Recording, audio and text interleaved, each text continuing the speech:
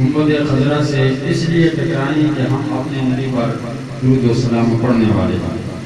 اور ویسے بھی میرے آقا فرماتے ہیں کہ اسمع الصلاۃ اہل محبتی و عارفہم، کہ جو لوگ محبت کے ساتھ مجھ پر درود و سلام پڑھتے ہیں ان کے درود و سلام کو میں خود اپنے کانوں سے سن لیتا ہوں. بلند آواز سے کہیں ذرا رسول اللہ، اور بلند آواز سے سبحان اللہ. لیکن کچھ چہرے نئے ہیں اور کچھ مجھے جانتے ہیں، اکثر جانتے ہیں یہاں کے لوگ ہیں، وہ تو کہہ رہے ہیں سبحان اللہ. جو نئے ہیں وہ نہیں کہہ رہے، تو ان کے لیے میں یہ عرض کر دوں کہ یہ اصحاب ثواب کی محفل ہے. اس میں ہم سب آئے ہیں صرف اس لیے آئے ہیں کہ اس میں بیٹھ کر اللہ اور اس کے رسول کا ذکر کریں گے اور پھر دعا کریں گے کہ اللہ اس پاک ذکر کے صدقے سے مرنے والے کی بخشش اور مغفرت فرما دے. اسی لیے آئے ہیں نا. تو پھر ایسی محفل جب آتا ہے بندہ تو پھر زبان کو حرکت دیتا ہے، کچھ کہتا ہے، کچھ بولتا ہے.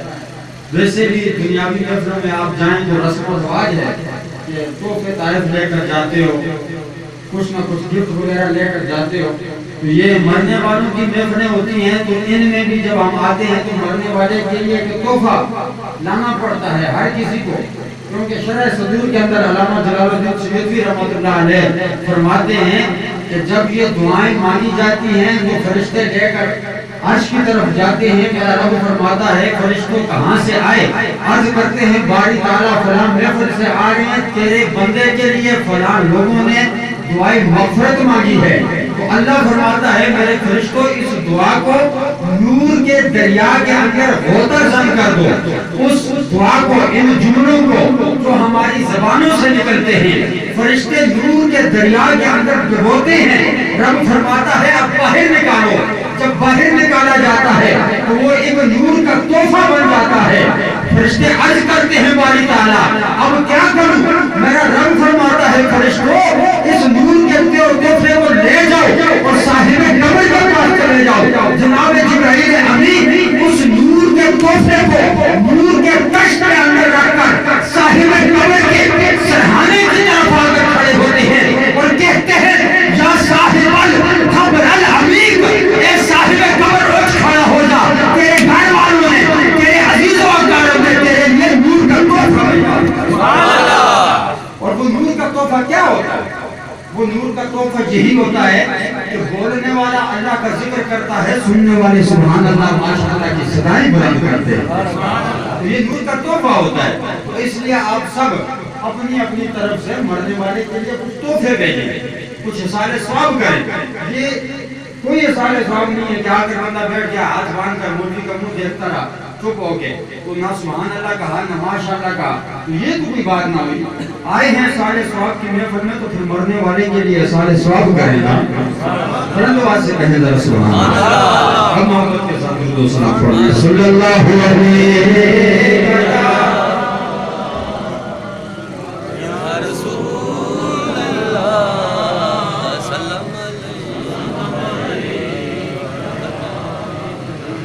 سارے مجمل صلی اللہ علیہ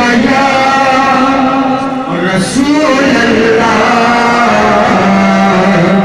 وسلم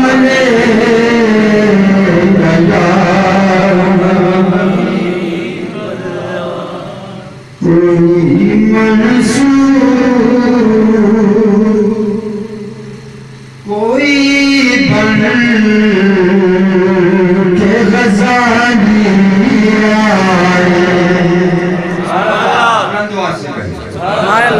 مدبری منصور کوئی بن کے غزالی آئے, کوئی منصور کوئی بن کے غزالی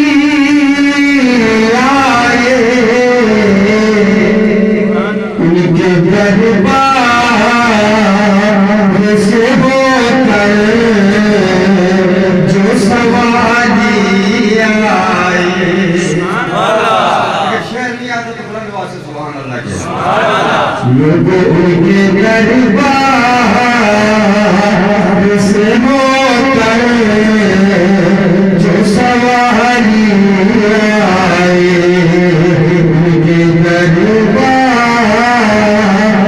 سے ہو کر جو سوالی آئے. وہ شعر سنیں, بڑا قابل غور شعر ہے کہ ان کی نعمت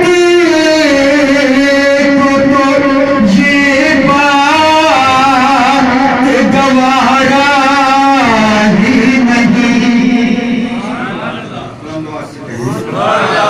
اب مجھے تھکا رہے, آپ اگر بلند آواز سے کہتے جائیں گے تو میں آپ کی ذوق کے مطابق شعر پڑھوں گا, اور بلند آواز سے کہیں ذرا. ان کی رحمت کو تو یہ بات گوارا ہی نہیں کہ ان کی جو پہ کوئی جائے تو خالی آئے, ان کی جو گھٹے پہ کوئی جائے تو خالی آئے. کوئی منصور کوئی بن کے غزالی آئے, ان کے دربار سے ہو کر جو سوالی آئے. اللہ رب العزت کی حمد و ثنا اور حضور رحمت للعالمین کی بارگاہ میں حاضر عقیدت و سلام اور حاضر عقیدت کے بعد حاضرین سامعین عزیزان گرامی القدر, محترم جناب حضرت علامہ مولانا حافظ تاج محمود نقشبندی صاحب اور محترم جناب حافظ خضر حیات نظامی صاحب, اور خصوصاً بالخصوص پیر طریقت بشریت حضرت علامہ مولانا عالم باعمل پیر سید ابرار حسین شاہ صاحب مطال اللہ و بطول حیاتہ, دیگر قرب و جوار سے آئے ہوئے دوستو, ہم سب یہاں پر اتصال ثواب کی محفل میں حاضر ہیں. توجہ میری طرف رکھیں, بجلی آئے گی, جنریٹر چلتا رہے گا, یہ معاملات لگے رہیں گے, آپ توجہ میری طرف. محترم جناب صوبیدار غلام حسن صاحب جو کہ کچھ دن قبل اس دنیا فانی کو چھوڑ کر اپنے خالق حقیقی سے جا ملے، ان کی اولاد نے ان کے اصال ثواب کے لیے اس محفل کو منعقد کیا ہے، جس میں ہم سب کو مدعو کیا کہ آپ سب آئیں، بیٹھے کہ اللہ اس کے رسول کا ذکر کریں گے اور اس کے بعد ہمارے والد صاحب کے لیے دعائیں مغفرت کریں گے۔ تو اس محفل کو سجانے کا یہ مقصد ہے، میں بھی یہاں اسی لیے آیا، آپ حضرات بھی اسی لیے آئے، تو سب دعا گو ہیں کہ یا اللہ ہمارے بھی اس ذکر و اذکار کو اپنی بارگاہ میں قبول فرما اور ہمارے کبیرہ صغیرہ گناہوں کی معافی فرما، اور محترم جناب مرحوم مغفور صوبیدار غلام حسن صاحب کی بھی بخشش اور مغفرت فرما۔ محترم میں نے جو آیات مقدسہ پڑھی ہے اس کا عنوان کچھ اور ہے، لیکن میں اس محفل کے حوالے سے عرض کرنا چاہوں گا کہ جو آیات مقدسہ پڑھی اس کا ترجمہ تو یہ ہے کہ اللہ رب العزت فرماتا ہے کہ اے میرے محبوب اپنے ان غلاموں کو آگاہ کر دے کہ اگر یہ اپنی جانوں پر ظلم کر بیٹھے، ظلم سے مراد گناہ ہے جن کو ہم ظلم نہیں سمجھتے، ظلم سے مراد ہر قسم کا گناہ ہے، تو اللہ فرماتا ہے کہ اگر یہ اپنی جانوں پر ظلم کر بیٹھے انفسہم جاؤ، تو پھر یہ تیرے دربار میں آ جائیں، در رسول پر آ جائیں اور وہاں آ کر یہ اللہ سے معافی مانگے، فاستغفر اللہ، تیرے دربار میں آ کر مجھ سے معافی مانگے، اور واستغفر لہم الرسول، پھر اے میرے محبوب تو بھی ان کی سفارش کر، تو بھی کہہ دے کہ یا اللہ میرے گناہگار امتی میرے دربار میں آئے ہیں، تو اب تو ان کے گناہوں کو نہ دیکھ، بس میرے دربار کو دیکھ، میری طرف دیکھ کہ یہ میرے امتی ہیں، مولا مجھے دیکھ کر ان کے گناہوں کو معاف فرما۔ بلند آواز سے کہیں ذرا، بلند آواز سے، جتنا بلند آواز سے کہتے جائیں گے انشاءاللہ سننے کا اتنا مزہ آئے گا۔ تو یہ اس آیت مقدسہ کا ترجمہ ہے۔ میں عرض کرتا چلوں، عزیزان محترم، آج ہم طرح طرح کے گناہوں کے اندر مبتلا، ہر قسم کی نافرمانی ہم کرتے، نمازیں ہم نہیں پڑھتے، روزے ہم نہیں رکھتے، زکاتیں ہم نہیں دیتے، حج ہم نہیں کرتے، احکامات خداوندی پر عمل ہم نہیں کرتے، نافرمانیاں ہم کرتے ہیں، یہ تمام عیب ہمارے اندر پائے جاتے ہیں، جبکہ یہ جتنے معاملات ہمارے اندر پائے جاتے ہیں یہ پہلی امتوں کے اندر جب تھے تو ان کی کسی کی پیشانی پر لکھ دیا جاتا تھا، کسی کے دروازے پر لکھ دیا جاتا تھا، دہلیز پر لکھ دیا جاتا تھا، یعنی معاشرے کے اندر اس کو ذلیل و رسوا کر کے رکھ دیا جاتا تھا، مگر یہ ساری باتیں ہمارے اندر پائی جاتی ہیں، ہم پھر بھی سفید پوش بنے پھرتے ہیں۔ وجہ کیا ہے؟ وجہ یہ ہے رب کعبہ کی قسم کہ اس میں نہ ہی ہماری نمازوں کا کمال ہے، نہ زکاتوں کا کمال ہے، نہ ہماری صدقات و خیرات کا کمال ہے، نہ صوم و صلات کا کمال ہے، نہ ہمارے کسی اور عشق فیل کا کمال ہے۔ اگر کمال ہے کسی بات کا تو وہ ایک ہی بات کا کمال ہے کہ ہم نے اپنے گلے کے اندر مصطفیٰ کی غلامی کا پٹا ڈالا۔ میرا رب فرماتا ہے وَمَا كَانَ اللَّهُ لِيُعَذِّبَهُمْ وَأَنْتَ فِيهِمْ، میرے محبوبہ جب تک تو ان کے اندر موجود ہے میں تیری امت کو ذلیل نہیں کروں گا۔ دو چار بندے سبحان اللہ کہہ رہے ہیں، شاید آپ کو میری باتوں کی سمجھ نہیں آ رہی، بلند آواز سے کہیں سبحان اللہ۔ اور پھر یہ دیکھیں مرتا ہر کوئی ہے، ہر کوئی مرتا ہے، کافر بھی مرتا ہے، یہودی مرتا ہے، انسانی مرتا ہے، عیسائی مرتا ہے، ہر کوئی مرتا ہے۔ مرنے سے انکار کوئی نہیں کرتا، لوگ خدا کا انکار کر دیتے ہیں، رسول کا انکار کرتے ہیں، قرآن کا انکار کرتے ہیں، لیکن موت کا انکار کوئی نہیں کرتا۔ موت پر ہر مذہب کے لوگ متفق ہیں، لیکن اب مرنے میں فرق پیدا ہو رہا ہے۔ مرنے میں سارے بولیے، مرنے میں فرق ہے، مرنے میں فرق ہے۔ کسی کو مرنے کے بعد جلا دیا جاتا ہے، کسی کو عزت کے ساتھ کندھوں پر اٹھا دیا جاتا ہے۔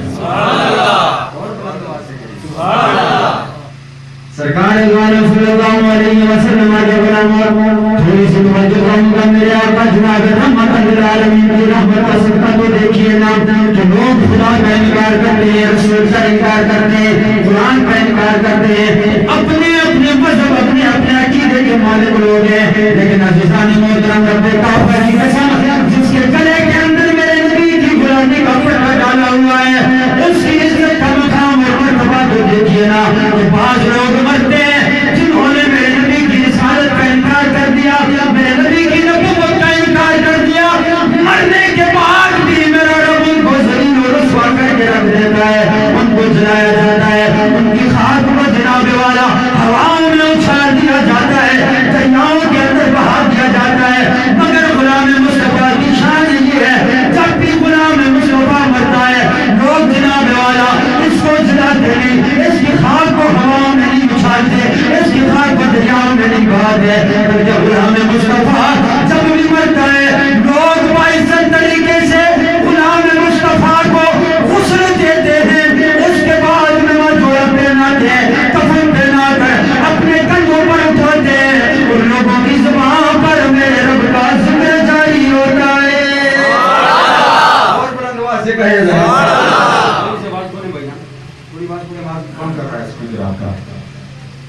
تو کیا ہوتا ہے اس کو باعزت طریقے سے کندھوں پر اٹھایا جاتا ہے۔ اب کیا کہتے ہیں کہ کوئی اس کا اپنا کمال ہے، اس میں اس کا اپنا کوئی کمال ہے، لوگوں کا ذہن ہوگا کہ بھئی اس میں اس کا اپنا بھی کمال ہے، میں سمجھتا ہوں اس کا اپنا کوئی کمال نہیں۔ سرکار مدینہ صلی اللہ علیہ وسلم کے غلام اس کا اپنا کمال اس لیے نہیں ہے کہ آپ دیکھتے ہیں اس معاشرے کے اندر طرح طرح کے لوگ رہتے ہیں، کوئی جناب والا اللہ کے فضل و کرم سے متقی اور پرہیزگار 5 وقت نمازی بھی رہتا ہے، کوئی جناب والا ہر وقت اللہ کرنے والا بھی رہتا ہے، کوئی ایسے رہتے ہیں کہ جن کی زبانوں پر ہر وقت درود و سلام کے نذرانے جاری ہوتے ہیں۔ عزیزان محترم ایسے لوگ معاشرے کے اندر رہتے ہیں، کوئی ایسے ہوتے ہیں جناب والا ہر وقت شراب کے نشے میں مست و علف رہتے ہیں، کچھ ایسے لوگ ہوتے ہیں جناب والا وہ جناب والا ہر وقت گناہوں کے اندر اپنی زندگی بسر کر رہے ہوتے ہیں، کسی کو دین کا پتہ نہیں ہوتا، کسی کو نماز کا پتہ نہیں ہوتا، کوئی جناب والا اپنی مستی کے اندر مست و علف رہتا ہے، لیکن رب کعبہ کی قسم مرنے کے بعد سارے برابر ہو جاتے ہیں، مرنے کے بعد کوئی نہیں کہتا کہ یہ بندہ شرابی تھا، کوئی نہیں کہتا کہ یہ زانی تھا، کوئی نہیں کہتا کہ یہ ڈکیت تھا، کوئی نہیں کہتا کہ یہ جناب والا جن بہت بڑے بڑے گناہوں میں مبتلا تھا، اب نمازی مرے لوگ اس کو بھی کندھوں پر اٹھا دیتے ہیں، کوئی شراب مرتا ہے لوگ اسے بھی کندھوں پر اٹھا دیتے ہیں۔ ایسا ہے یا نہیں ہے بھائی؟ کوئی متقی اور پرہیزگار مرے لوگ اسے بھی کندھوں پر اٹھاتے ہیں، اس کے جنازے کے ساتھ بھی ذکر ہو رہا ہوتا ہے، کیا ہے نا سبحان اللہ؟ اور بلند آواز سے سبحان اللہ۔ کوئی زانی مرتا ہے لوگ اس کو بھی کندھوں پر اٹھاتے ہیں، اس کے جنازے کے ساتھ بھی ذکر ہو رہا ہوتا ہے۔ کوئی متقی پرہیزگار نمازی مرتا ہے لوگ اسے بھی کندھوں پر اٹھا دیتے ہیں، کیوں بھائی وجہ کیا ہے؟ فرمایا نہیں، ہم نے یہ نہیں دیکھنا کہ شرابی تھا، ڈکیت تھا، ظالم تھا، چور تھا، کون نہیں تھا، ہم نے یہ دیکھنا ہے کہ مصطفیٰ کا کلمہ پڑھنے والا تھا۔ جب غلام کا کلمہ پڑھنے والے کا یہ مقام ہے تو مصطفیٰ کا کتنا مقام ہوگا؟ کہنا بلند آواز سے سبحان اللہ۔ جب غلام کا یہ مقام ہے کہ لوگ مرنے کے بعد نہیں دیکھتے کیا ہے کیا، ہاں رب کا اور اس کا معاملہ فرق ہے، نیک مرتا ہے تو اس کو فرشتے جناب والا خوشبوؤں میں معطر اور منور کر کے اس کی روح کو لے جاتے ہیں۔ کوئی گناہگار سیاکار ہمیں جیسا بدکردار مرتا ہے تو اس کی روح کو سختی کے ساتھ کھینچا جاتا ہے، یہ اللہ کا معاملہ ہے اور بندے کا معاملہ ہے۔ لیکن ہمارے لیے مرنے کے بعد سب برابر ہو جاتے ہیں، کوئی سیاکار ہے، بدکردار ہے، گناہگار ہے، کوئی پرہیزگار ہے، لوگ اس کو کندھوں پر اٹھاتے ہیں، جنازے کے ساتھ ذکر بھی کر رہے ہوتے ہیں۔ یہ غلام کی شان ہے تو آقا کی شان کیا ہے؟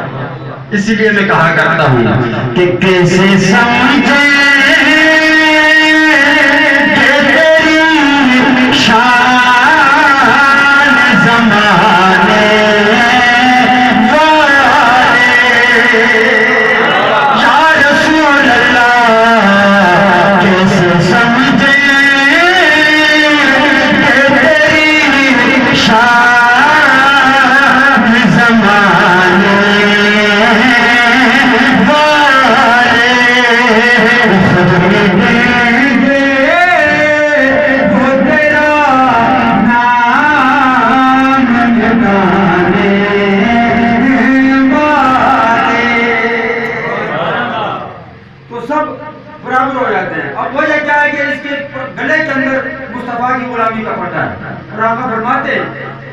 کہ ہر کسی کو جنازہ گاہ کی طرف لے کر چلتے ہیں.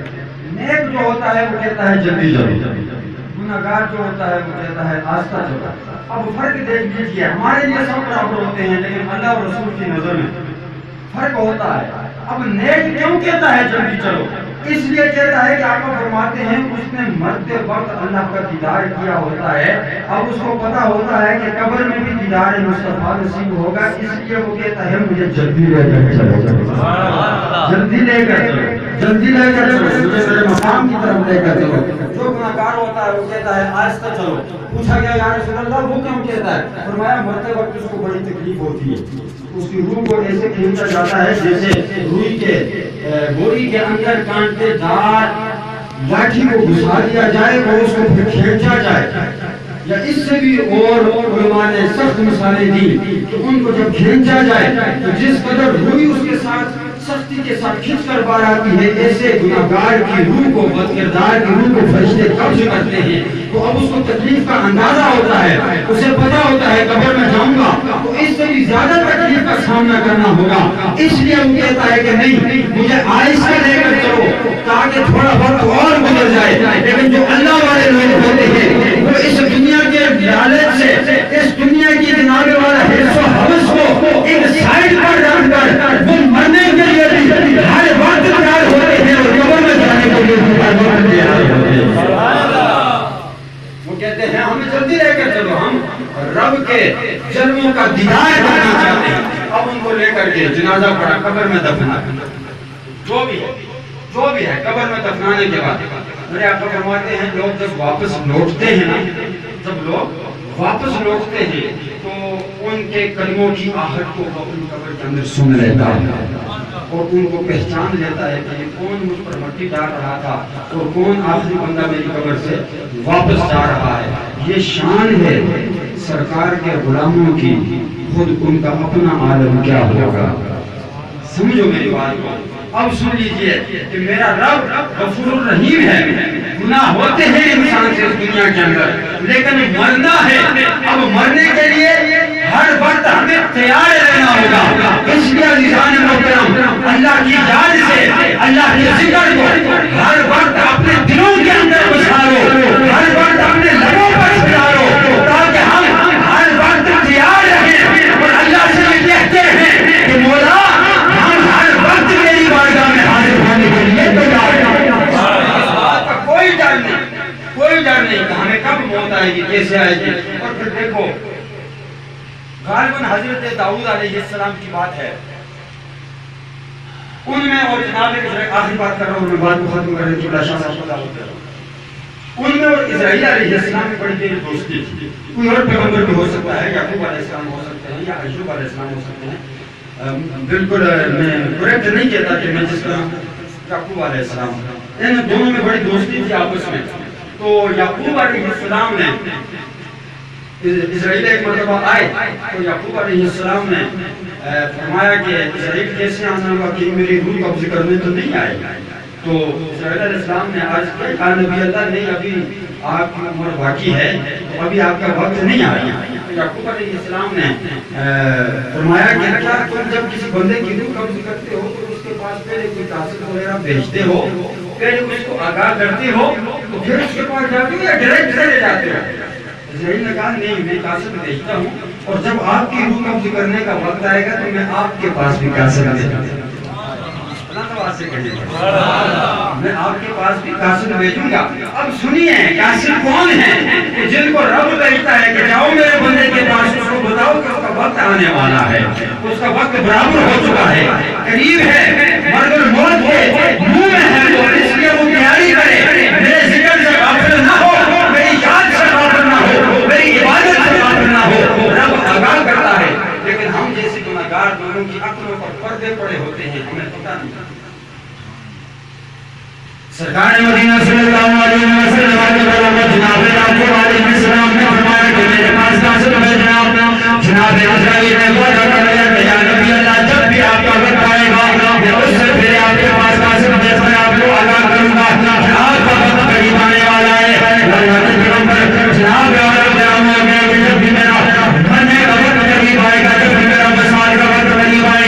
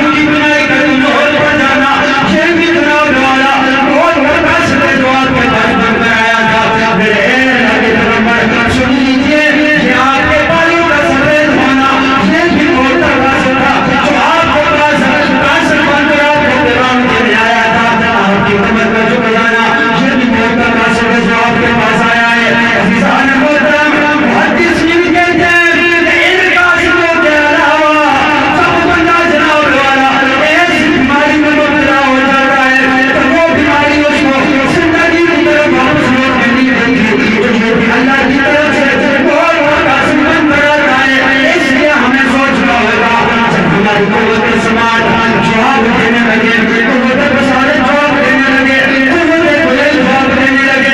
جب ہماری قدرت ہو جائے، ہمارا جسم ناقص ہونے لگ جائے، ہمیں سمجھ لینا چاہیے کہ وقت قریب آنے والا ہے. اس لیے میرے نبی کے غلاموں، ہر وقت اللہ کی یاد کو، اللہ کے ذکر کو اپنے دلوں میں، اپنے لبوں پر سجا لو کہ تاکہ جب موت کا وقت قریب آئے ہر وقت یاد رہے اے باری تعالیٰ ہم اس وقت بھی تیرے بارگاہ میں حاضر ہونے کے لیے تیار ہیں. ہم آج بھی تیری بارگاہ میں آنے کے لیے تیار ہیں. یہ موت کے قاصد ہوتے لیکن ہم سمجھتے نہیں. یہ باروں کا سبب ہونا، قوت سماعت کا کمزور ہو جانا، یہ قوت بصارت کا کمزور ہو جانا، کمروں کا جھک جانا، یہ بیماریوں کا آنا، یہ موت کے قاصد ہیں. لیکن اب کچھ لوگ سوچتے ہوں گے کہ یہ بعض بندے چلتے پھرتے مر جاتے ہیں، ان کے پاس قاصد نہیں آتی. اگر وہ چلتے پھرتے مر جاتے ہیں تو اللہ ان کو مقام بھی اور عطا فرماتا ہے. اور یہ تو بندہ بیمار ہو کر مرتا ہے نا، یہ بھی اس کو ایسے نہ سمجھا کرو کہ یہ بڑا گناہگار تھا، اس میں بڑے برائیاں کی تو اس لیے بیمار ہو گیا. نہ، یہ بھی اللہ کی رحمت ہے. کہہ رہے سبحان اللہ، سوچ رہے ہیں کہ شاہ صاحب آئیں گے تو سبحان اللہ کہیں گے. مجھے نہیں لگا کیا وہ شاہ صاحب آپ ذرا سبحان اللہ کہیں. سبحان اللہ. اچھا کیا عرض کر رہا ہوں کہ یہ بعض لوگ اچانک مر جاتے ہیں، بعض بیمار ہو کر مرتے ہیں. تو کیا ہے سلسلہ یہ ہے کہ جو بیمار ہو کر مرتا ہے تو یہ بھی اللہ کی رحمت ہے. کیسے؟ کہ میرے آقا فرماتے ہیں کہ جب بندہ بیماری میں مبتلا ہوتا ہے، جس قدر اس کی بیماری بڑھتی جاتی ہے اس قدر اس کے گناہ گرتے جاتے ہیں. بلند آواز سے کہہ رہے ہیں، اس کے گناہ گرتے جاتے ہیں، وہ گناہوں سے پاک ہوتا جاتا ہے. اللہ اس کو گناہوں کا بھارا بنا دیتا ہے اس بیماری کو. اور جو لوگ اچانک مر جاتے ہیں، سن لیجیے میرے نبی کے غلاموں، نبی کا کلمہ پڑھنے کی برکت سے جو لوگ اچانک مر جاتے ہیں، یعنی ابھی ہم یہاں بیٹھے ہوئے ہیں، زلزلہ آیا، مکان گر گیا، نیچے دب کر ہم مر گئے، جب گاڑی میں جا رہے تھے ایکسیڈنٹ ہو گیا، اچانک مر گئے، جب کسی پہاڑی کے نیچے آ گئے، جب کسی دریا میں ڈوب کر مر گئے، جب آگ لگ گئی اس کے اندر جناب والا چل کر مر گئے. اچانک جو لوگ مر جاتے ہیں، میرا رب نبی کے کلمے کے صدقے میں ان کو مقام بھی اور عطا فرماتا ہے. کون سا مقام؟ میرا رب اس کو شہادت کے درجوں میں سے شہادت پر پہنچاتا ہے. یہ نبی کا کلمہ پڑھنے کی برکت ہے کہ اللہ نبی کے غلاموں کے ان کو بخشنے کے طرح طرح کے بہانے رکھتا ہے اور ان کو بخشتا ہے، ان کے گناہوں کو بخشتا ہے. اس لیے اللہ نے فرمایا کہ محبوبہ جب بھی اپنی جانوں پر ظلم کر بیٹھے تیرے دربار میں آ جائیں، مجھ سے معافی مانگیں، تو بھی سفارش کر تو میں ان کے تمام گناہوں کو معاف کر دوں گا.